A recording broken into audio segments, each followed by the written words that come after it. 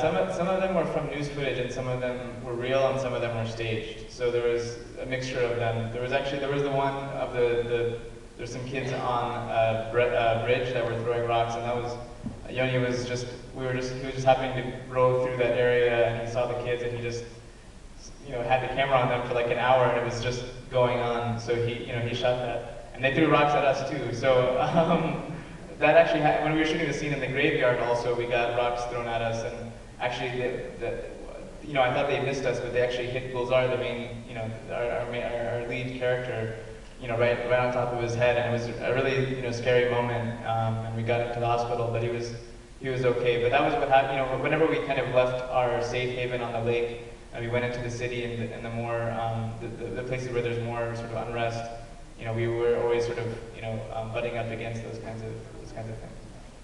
The community on the lake, on the little island where Gulzar lives, essentially produced the film with us. If we needed a house to shoot in, if we needed a person, women to gossip, they provided that for us. But as soon as we left that comfort zone, I think that's when things went wrong.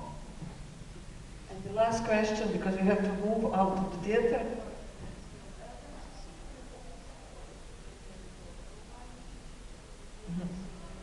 The question is about the scene with the old temple. Why did you choose to have that?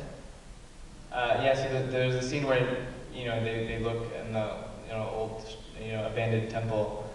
So that was kind of my acknowledgement of Kashmir's past as being a place of religious tolerance.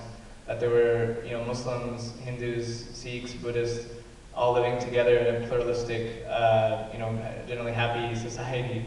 But unfortunately, the conflict, although it wasn't initially a religious conflict, has divided people along those lines, and a lot of the Hindu community has been forced out of Kashmir or has left Kashmir out of fear.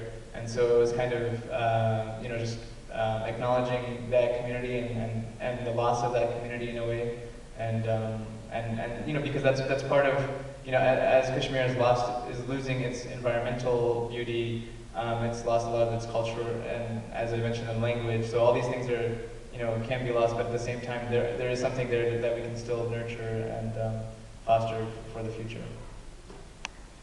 We really have to go now out of the theater because new film is coming. It was a European premiere, so we have flowers for you also. Thank you so much, Yoni and Musa, for making this beautiful film. Good luck with the film.